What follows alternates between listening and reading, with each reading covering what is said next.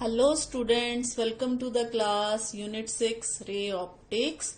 जो टॉपिक आज हम डिस्कस करेंगे वो है कंपाउंड माइक्रोस्कोप के बारे में। इससे पहले बेटा हमने सिंपल माइक्रोस्कोप पढ़ा, जिसमें हमने देखा कि सिंपल माइक्रोस्कोप जो होता है it consists of only one lens. ठीक है, वन लेंस।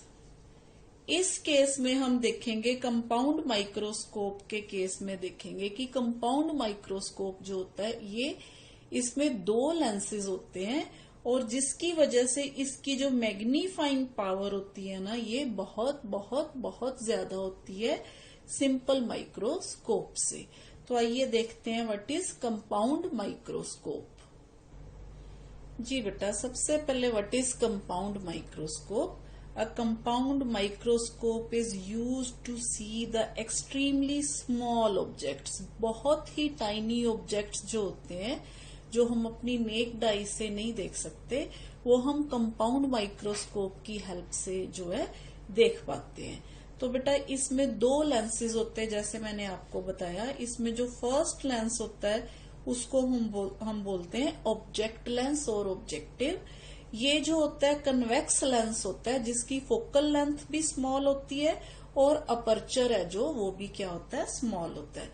दूसरा लेंस जो होता है उसको हम आई लेंस और ऑक्यूलर बोलते हैं। ये भी कन्वेक्स लेंस होता है बेटा, जिसका कंपैरेटिवली लार्जर फोकल लेंथ होता है ऑब्जेक्ट लेंस से और लार्जर ही अपर्चर होता है ऑब्जेक्ट लेंस से। ठीक है, तो ये दो लेंसेज जो होते हैं एक अरेंजमेंट पे, जैसे एक इस तरह का अरेंजमेंट होता है, इसकी दोनों तरफ, एक तरफ ऑब्जेक्ट लेंस और एक तरफ जो है आई लेंस जो है इस तरह से फिक्स होता है। ठीक है, इस प्रकार से, जिस प्रकार इस तरफ मान लीजिए ऑब्जेक्ट लेंस है और ये एक ट्यूब होती है जिसके एक तरफ क्या होता है, आई लेंस होता है। तो ये है बेटा इसके जो बनावट है। अब हम इसका देखते हैं principle and working of compound microscope. जी बेटा, स्टेप बाय स्टेप समझने की कोशिश करते हैं इसकी डायग्राम को। ये हमारे पास ऑब्जेक्ट लेंस है बेटा और ये है हमारे पास आई लेंस। तो कंपाउंड माइक्रोस्कोप में जो ऑब्जेक्ट होता है ना, वो हम ऑब्जेक्ट लेंस की फोकल लेंथ के बिल्कुल पास रखते हैं, यानी कि इसके फोकस के बिल्कुल साथ रखते हैं। ठीक है, तो यहाँ पे हमने ऑब्जेक्ट ए बी प्लेस किया प्रिंसिपल एक्सिस के ऊपर, जो कि ऑब्जेक्ट लेंस के फोकस के बिल्कुल पास रखा हुआ है। ठीक है, तो अब होता क्या है बेटा, अगर हम रे डायग्राम प्लॉट करें तो यहाँ से एक ray parallel to the principal axis जाके दूसरी तरफ से फोकस में से गुजरती हुई इस तरफ चली जाएगी। इसी तरह से जो दूसरी रे है वो सेंटर ऑफ कर्वेचर से जाती हुई यहाँ पे जाके इस रे के साथ मीट करेगी। मतलब ये दोनों रेज जो हैं ये एक्चुअली एक पॉइंट पे जाके मीट कर रही हैं, यानी कि इस पॉइंट पे ऑब्जेक्ट की रियल इमेज जो है वो फॉर्म हो रही है। ठीक है, तो यहाँ पे ऑब्जेक्ट की real image A dash B dash, जो कि ऑब्जेक्ट से बहुत ज्यादा जो है लार्ज है। इस केस में हम बेटा ये चीज देखनी पड़ेगी। हमने जैसे कि कहा कि ऑब्जेक्ट लेंस है जो उसकी फोकल लेंथ स्मॉल है। अब जिसकी फोकल लेंथ स्मॉल होती है उसकी पावर जो है वो हाई होती है। ठीक है, इसलिए इसमें जो ज्यादा मैग्निफिकेशन होती है ना, वो ड्यू टू ऑब्जेक्ट लेंस ही होती है। तो आधे से ज्यादा काम तो ऑब्जेक्ट लेंस कर देता है, यानी कि इस ऑब्जेक्ट की यहाँ पे मैग्नीफाइड इमेज जो है वो ऑब्जेक्ट लेंस ने बना दी। ठीक है, यहाँ तक बेटा एक पार्ट हो गया डायग्राम का। इस डायग्राम को इसलिए ध्यान से समझना जरूरी है बेटा, क्योंकि एग्जाम में अकेली डायग्राम ही पूछ ली जाती है कई बार कि डायग्राम ड्रॉ करो, उसके अलग से मार्क्स होते हैं। तो बेटा इस केस में हमारे पास यहाँ सेंटर से फोकल लेंथ तक ये जो दूरी है ये फोकल लेंथ है। ठीक है, इसको हम कहेंगे focal length of object lens. इसी तरह से ये दूरी भी focal length of object lens है, यानी कि अगर हम ये दूरी की बात करें तो ये एफ ओ हो गई। ठीक है, इसी तरह से इस तरफ भी एफ ओ है। अच्छा, यहां से अगर हम ऑब्जेक्ट की बात करें तो ऑब्जेक्ट की जो दूरी है वो होगी बेटा UO। O मीन्स ऑब्जेक्ट के केस में, ठीक है। तो यहां से इमेज की दूरी अब देख लेते हैं। ये इमेज फॉर्म हो रही है, तो यहां से इमेज की दूरी है जो VO होगी, ठीक है। तो ये तो था बेटा एक पार्ट डायग्राम का जो हमने ऑब्जेक्ट लेंस के लिए किया। अच्छा, अब ऑब्जेक्ट लेंस जो इमेज फॉर्म कर रहा है दूसरी तरफ, ये जो इमेज है ना, ये आई लेंस के लिए ऑब्जेक्ट का काम करती है, ठीक है। अब देखिए, ये इसी तरह से मान लीजिए जैसे इस प्रकार ये AB ऑब्जेक्ट था, अब इस केस में A', B' ऑब्जेक्ट है। तो सेम उसी वे से जिस प्रकार हमने इस तरफ रे डायग्राम की, इसी तरह से एक रे इस ऑब्जेक्ट से parallel to the principal axis जाके इधर से कहां से निकलेगी, फोकस में से निकलेगी इसके, ठीक है। तो यहां इसके फोकस में से जाएगी। दूसरी रे होगी बेटा जो यहां से जाके इसके सेंटर ऑफ कर्वेचर से निकल के यहां चली जाएगी, ठीक है। अब ये दोनों रेज जो हैं, ये जब, क्योंकि ये दोनों रेज आगे जाके डाइवर्ज हो रही हैं, तो हम इन दोनों रेज को जब आगे लेके आएंगे तो ये जहां पे जाके दोनों रेज मीट करेंगी वहां पे क्या बनेगी, ऑब्जेक्ट की इमेज बनेगी। तो बेटा ये दोनों रेज यहां पे जाके मीट कर रही हैं, तो यहां पे क्या होगा, हाईली मैग्नीफाइड इमेज जो है वो ऑब्जेक्ट की बनेगी। यानी कि ये जो है इस ऑब्जेक्ट की फाइनल इमेज बनेगी इस केस में, ठीक है। तो इसको हम नाम दे देते हैं बेटा A', B', ठीक है। ऑब्जेक्ट यहां पे रखा AB, इसकी पहले इमेज जो बनी A', B', और दूसरी बार जो इमेज बनी, फाइनल इमेज बनी, वो A', B'। अच्छा बेटा, अब हम इस केस में जो ये इमेज बन रही है, ये हम अब पहला केस ये मान के चल रहे हैं कि ये जो इमेज है ना, इस लेंस से least distance of distinct vision पे बन रही है, जिस प्रकार हमने सिंपल माइक्रोस्कोप में किया था। तो यहाँ पे हम सेम इसी तरह से ये जो लेंस है इसके लिए ये जो है ऑब्जेक्ट है, तो बेटा ये दूरी जो हम लेंगे, ये क्या लेंगे हम, इस केस में ये वाली जो दूरी है ये हम लेंगे UE, ठीक है। ऑब्जेक्ट का यहाँ पे आई लेंस का जो है, आई लेंस के केस में ऑब्जेक्ट की दूरी UE, ठीक है। और ये जो दूरी है ये हम क्या लेंगे, F, यहाँ पे स्मॉल FE, ये हमारे पास स्मॉल FE दूरी है यहां से, ठीक है। इसी तरह से बेटा जहां पे फाइनल इमेज बन रही है वो दूरी हम लेंगे capital D, which is least distance of distinct vision. यानी कि इस ऑब्जेक्ट, इस लेंस के लिए, आई लेंस के लिए जो ऑब्जेक्ट की दूरी है वो UE है, और जो इमेज की दूरी है वो क्या है, D है, ठीक है।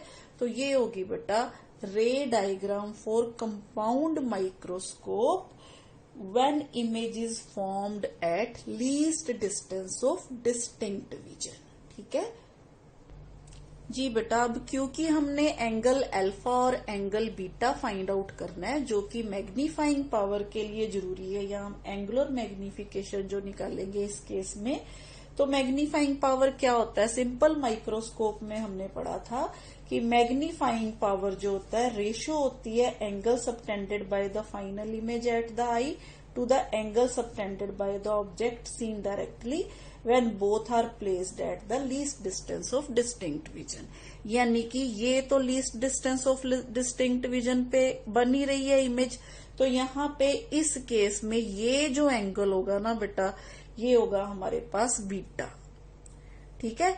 अब अल्फा निकालने के लिए हम क्या करेंगे, ये जो ऑब्जेक्ट है हम इसको कहाँ पे रखेंगे, least distance of distinct vision, यानी कि इस लेंस से D दूरी पे। तो इस लेंस से D दूरी पे ये पॉइंट है, इस पॉइंट पे हम यहाँ पे इस ऑब्जेक्ट को, इस केस में हम इसको यहाँ पे लाके रख देंगे। ठीक है, तो यहाँ पे मान लीजिए यहाँ ये पॉइंट ए डैश है, तो ये पॉइंट मान लीजिए क्यू है हमारे पास। ठीक है, तो क्यू पॉइंट को हम यहाँ पे मीट करवाएंगे। यहाँ पे हमारे पास ये जो एंगल होगा ना बेटा, this is alpha, this angle is alpha. तो ये एंगल है बेटा हमारे पास एल्फा एंगल, और ये एंगल है हमारे पास बीटा। अब हमने क्या करना है, अब हमने जो मैग्नीफाइंग पावर फाइंड आउट करनी है, which is beta divided bye alpha. ठीक है, तो बेटा यहाँ पे लिख लेते हैं अल्फा और बीटा। अल्फा जो हमारे पास एंगल है वो है बेटा हमारे पास A double dash C dash Q, which is angle alpha, और B double dash A double dash C dash, यानी कि A double dash C dash, A double dash C dash B dash, ये जो है हमारे पास एंगल बीटा है, जो image form कर रही है यहाँ पे आई जो पीस है उसके साथ। यहां से क्या देख करते हैं हम, ऑब्जर्व करते हैं ऑब्जेक्ट की जो फाइनल इमेज होती है वो इस पॉइंट से हम क्या करते हैं, ऑब्जर्व करते हैं। ठीक है, तो अब हम निकालते हैं बेटा मैग्निफिकेशन पावर। तो मैग्नीफाइंग पावर या मैग्निफिकेशन जो होती है वो क्या होती है हमारे पास, which is m is equal to in this case beta divided by alpha. अब हम बारी बारी से बीटा यानी कि टेंजेंट बीटा फाइंड आउट करेंगे और अल्फा यानी कि टेंजेंट अल्फा फाइंड आउट करेंगे, और इसमें जो है वो पुट करेंगे। जी बेटा, अब हम m यानी कि मैग्नीफाइंग पावर जो है फाइंड आउट करने के लिए बीटा और अल्फा को in form of tangent beta and tangent alpha लिख सकते हैं। क्यों? क्योंकि एंगल्स जो है वो स्मॉल है। हम बीटा को टेंजेंट बीटा और अल्फा को टेंजेंट अल्फा की फॉर्म में लिख दिया। और ये जो इक्वेशन है मैग्नीफाइंग पावर है, ये हम तब फाइंड आउट कर रहे हैं जब फाइनल इमेज जो है वो कहाँ पे बन रही है, least distance of distinct vision यानी कि डी पे बन रही है। ठीक है, व्हेन फाइनल इमेज, यहाँ पे फाइनल इमेज जो है कहाँ बन रही है, डी पे। तो आइए अब हम बारी बारी से टेंजेंट बीटा और टेंजेंट अल्फा की वैल्यू फाइंड आउट करके इस इक्वेशन में पुट करते हैं। जी बेटा, टेंजेंट बीटा कहाँ से फाइंड आउट करेंगे, A dash B dash A double dash B double dash C dash से। यहां से हमारे पास टेंजेंट बीटा जो है बेटा वो किसके बराबर आ गया, A double dash B double dash divided by C dash A double dash. ठीक है, ये कौन से ट्रायंगल से, triangle A dash B dash double dash और सी डैश से। ठीक है, तो ये तो आगे बेटा टेंजेंट बीटा की वैल्यू। अब इसी तरह से टेंजेंट अल्फा की वैल्यू देख लेते हैं, कौन से ट्रायंगल से आएगी। देखिए, टेंजेंट अल्फा की वैल्यू आएगी A double dash Q C dash से। तो यहां से टेंजेंट अल्फा जो है वो आ जाएगा बेटा हमारे पास A double dash Q divided by C dash A double dash. ठीक है, यहां पे बेटा ए डबल डैश क्यू है, जो ए डबल डैश क्यू हमने ऑब्जेक्ट को यहां लाके रखा था, तो इसका मतलब ये हाइट और ये हाइट सेम है। तो इस केस में हमारे पास टेंजेंट अल्फा की वैल्यू जो है वो आ जाएगी A B divided by C dash A double dash. ठीक है, तो यहां से टेंजेंट अल्फा ए बी बटा C dash A double dash, और यहां से tangent beta A double dash B dash C dash A double dash. तो ये दोनों वैल्यूज हैं जो मैं यहाँ पे पुट करने जा रही हूँ टेंजेंट बीटा और टेंजेंट अल्फा में। ठीक है, तो यहाँ पे बेटा मेरे पास जो मैग्नीफाइंग पावर आ गई, ध्यान से देखिएगा, मैग्नीफाइंग पावर आ गई A double dash B double dash by C dash A double dash divided by A B बटा C dash A double dash. ठीक है, तो सी डैश और ए डबल डैश कैंसिल हो गया, तो यहां पे मेरे पास जो आ गया वो आ गया A double dash B double dash divided by A B. ये आ गई बेटा मैग्नीफाइंग पावर। अब इसको m की वैल्यू को अगर मैं इस फॉर्म में लिखूं a double dash b double dash divided by A B, यानी कि मैं इस इक्वेशन को अगर a डैश b डैश से ही मल्टीप्लाई कर दूं और a डैश b डैश से ही डिवाइड कर दूं तो कोई फर्क नहीं पड़ेगा। तो इसको मैंने इसलिए लिखा बेटा क्योंकि ये जो इक्वेशन है इस फॉर्म में आ जाएगी m is equal to a dash b dash divided by A B into a double dash b double dash divided by a dash b dash. अच्छा बेटा, अब a dash b dash by A B यानी कि in case of object lens, ये क्या है बेटा image है और ये ऑब्जेक्ट की हाइट है। ठीक है, इन केस ऑफ ऑब्जेक्ट लेंस यहां पे हमने देखा, ये देखिए बेटा ए बी जो है ऑब्जेक्ट के केस में इमेज की हाइट है और ए डैश बी डैश है जो ऑब्जेक्ट के केस में इसकी इमेज की हाइट है। ठीक है, तो ये क्या होता है बेटा, इमेज और ऑब्जेक्ट की जो रेशो है उसको हम क्या बोलते हैं, मैग्नीफाइंग पावर बोलते हैं ना। तो यहाँ पे बेटा हम m की जगह पे, यहाँ पे इस इक्वेशन की जगह पे मेरे पास आ गया बेटा m is equal to MO, यानी कि magnifying power of object lens या ऑब्जेक्टिव। इसी तरह से बेटा ये जो इक्वेशन है a double dash b double dash, ये किस केस में है, ये आई पीस के केस में है, आई लेंस के केस में है। ये इमेज है और ये ऑब्जेक्ट की हाइट है, तो इस केस में ये मेरे पास आ गया ME। ठीक है, अब मेरा जो अगला वो स्टेप होगा वो ये होगा कि मैं MO और ME की वैल्यू इसमें पुट करूं, MO और ME।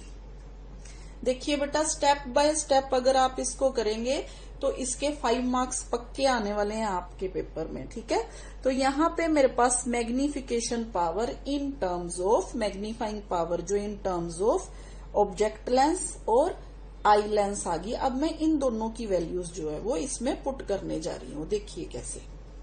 हाँ जी बेटा, MO की वैल्यू जो है M is equal to MO means VO by UO। ठीक है, जो ऑब्जेक्ट के केस में हमारे पास जो इक्वेशन थी हाइट ऑफ द, यानी कि जब हम इसको इस फॉर्म में लिखते हैं V और U यानी कि इमेज का डिस्टेंस और ऑब्जेक्ट का डिस्टेंस। ठीक है, तो इस केस में लिख दिया मैंने VO बाय UO, तो ये आ गया मेरे पास इस केस में ऑब्जेक्ट के केस में वैल्यू। अच्छा, अब ये जो वैल्यू है ना बेटा, ये हम पहले भी फाइंड आउट कर चुके हैं। ये चाहे तो आप सीधा लिख दो, नहीं तो मैं आपको स्टेप बाय स्टेप भी बता दूंगी, वो कैसे देखिए बेटा। अगर आप इस इक्वेशन को, इस डायग्राम को यहां तक देखो, बस यहां तक बेटा, यहां से यहां तक, तो ये सिंपल माइक्रोस्कोप की डायग्राम है। ठीक है, ये सिंपल माइक्रोस्कोप की डायग्राम है, ये ऑब्जेक्ट है और ये इसकी इमेज है। तो हमने सिंपल माइक्रोस्कोप के केस में देखा था कि जब इस तरह से इमेज रे फॉर्मेशन, जो रे डायग्राम बना के हमने इस केस में जो मैग्नीफाइंग पावर निकाली थी वो हमने निकाली थी ME के केस में 1 प्लस D बाय F, अगर आपको याद हो। ये सिंपल माइक्रोस्कोप में, माइक्रोस्कोप के केस में था। ठीक है, तो यही वाली वैल्यू बेटा हम यहाँ पे एज इट इज भी पुट कर सकते हैं, अगर नहीं तो मैं आपको स्टेप बाय स्टेप भी बताती हूँ वो कैसे। ठीक है, तो देखिए कैसे वैल्यू पुट करते हैं इसकी। जी बेटा देखिए, अब सिंपली मैं यहाँ पे इस इक्वेशन में, मान लीजिए ये इक्वेशन नंबर 1 है, M और ME की वैल्यू जो है वो डिराइव करके यहाँ पे पुट करने वाली हूँ। तो MO की वैल्यू बेटा सिंपली मैंने आपको बताया ये किसके बराबर है, VO बाय UO के बराबर। ठीक है, अब VO जो है बेटा, अगर हम इस डायग्राम को देखें, वी ओ यानी कि ऑब्जेक्ट की दूरी लेंस से। ठीक है, हमने यहाँ कहा था कि हम ऑब्जेक्ट को फोकस, जो फोकस है उसके बिल्कुल पास रख रहे हैं। ठीक है, तो इस केस में बेटा जो यू ओ होगा मेरे पास वो अप्रोक्सीमेटली उतना ही होगा जितनी इस लेंस की फोकल लेंथ होगी। ठीक है, तो यहाँ पे जो यू ओ है उसकी वैल्यू जो हो जाएगी बेटा approximately is equal to F O के बराबर हो जाएगी। ठीक है, अच्छा अब दूसरा केस, जो इस ऑब्जेक्ट की इमेज बन रही है, यहाँ पे बन रही है, ये वाली इमेज बन रही है ए डैश बी डैश। ठीक है, तो हमने कहा कि ये दोनों लेंसेज है ना, जो ये भी शॉर्ट फोकल लेंथ है। ठीक है, ये जो लेंस है इससे थोड़ी बड़ी फोकल लेंथ है, पर एक्चुअली ये भी शॉर्ट फोकल लेंथ है। ठीक है, इसकी फोकल लेंथ इस लेंस से यानी कि ऑब्जेक्ट लेंस की फोकल लेंथ इमेज जो आई पीस है, आई लेंस है, उससे कम है। ठीक है, एक्चुअली दोनों ही शॉर्ट फोकल लेंथ के हैं। तो बेटा इस केस में जो ये ऑब्जेक्ट की इमेज यहां बन रही है, तो इसका मतलब इसके फोकस के पास बन रही है। ठीक है, क्योंकि इसका फोकस ये रहा, तो इसका फोकस कहाँ होगा, जहां पे आई लेंस लगा है। तो मैंने आपको बोला था एक लेंस इधर है, एक लेंस इधर है, तो इस ऑब्जेक्ट की इमेज इधर बन रही है अप्रोक्सीमेटली। तो ये ट्यूब ऑफ लेंथ हो गया, जिस ट्यूब के ऊपर ये दोनों लेंस फिट किए हुए हैं, इस ऑब्जेक्ट की इमेज अगर इस तरफ बन रही है, तो इसका मतलब ये हुआ कि उसकी जो इमेज बन रही है वो उतनी ही दूर होगी जितनी इस ट्यूब की लेंथ होगी। तो मान लीजिए बेटा इस ट्यूब की लेंथ जो है वो कैपिटल एल है, तो हम इस केस में बेटा यहाँ पे बोलेंगे कि जो इमेज है V O approximately is equal to L के बराबर है। ठीक है, तो यहाँ पे मेरे पास V O is approximately equal to L. ये दोनों जो वैल्यूज हैं ये मैं इस इक्वेशन में पुट करने जा रही हूँ बेटा। ठीक है, तो इस इक्वेशन में अगर हम न्यू कार्टेशियन साइन कन्वेंशंस लगाएं, तो ये तो आ गया बेटा एल एज इट इज, और ये क्योंकि इस तरफ है तो माइनस एफ ओ। ठीक है, तो यहाँ पे वैल्यू आ गई minus L by F O. ठीक है, तो ये वैल्यू मैंने एक तो निकाल ली, ऑब्जेक्ट लेंस जो है उसकी मैग्नीफाइंग पावर जो है मैंने फाइंड आउट कर ली, तो यहाँ पे पुट कर दी बेटा मैंने minus L by F O. ठीक है, अब रहेगी एम ई की वैल्यू, तो एम ई की वैल्यू भी मैंने आपको बोला किसके बराबर है, वी ई बाई यू ई के बराबर है। ठीक है, तो अब इसकी वैल्यू हमने फाइंड आउट, वैसे तो मैंने आपको बोला सिंपल माइक्रोस्कोप में सीधी फाइंड आउट की, लेकिन चलो हम यहाँ पे मैं आपको बता देती हूँ। लेंस इक्वेशन यूज करते हुए बेटा -1 by U E plus 1 by V E is equal to 1 by F E. ठीक है, तो इस केस में हम वैल्यूज जो हैं according to new Cartesian sign convention put करेंगे। सबसे पहले मैंने क्या किया, दोनों तरफ वीई और वीई से मल्टीप्लाई कर दिया, यहाँ पे भी वीई, यहाँ पे भी वीई और यहाँ पे भी वीई। ठीक है, तो ये इक्वेशन मेरे पास आ गई minus V E by U E plus 1 is equal to V E by F E. ठीक है, तो यहाँ इस केस में मैंने क्या किया बेटा, क्योंकि मेरे को वीई बाई यू ई चाहिए। ठीक है, तो मैंने वीई बाई यू ई को उस तरफ ले गई, तो यहाँ पे मेरे पास आ गई ये equation 1 minus V E by F E is equal to V E by U E. ठीक है, तो ये क्या है बेटा, ये एम ई है ना, तो यहां से मेरे पास एम ई की वैल्यू आ गई। तो यहाँ पे एम, ये जो इक्वेशन है ये अगेन एम ई के बराबर है, तो एम ई मेरे पास आ गया बेटा। अब हम न्यू कार्टेशियन साइन कन्वेंशंस लगा दें। VE means minus D.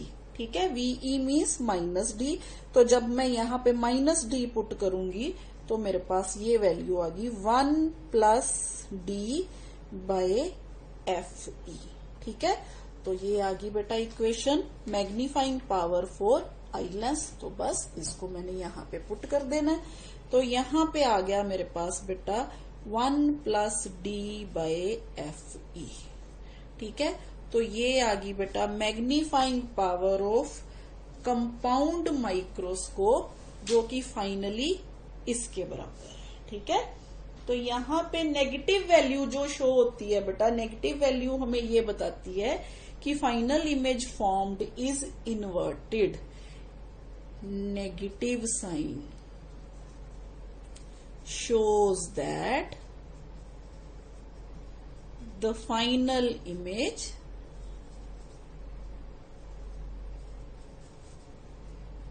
is inverted या final image formed is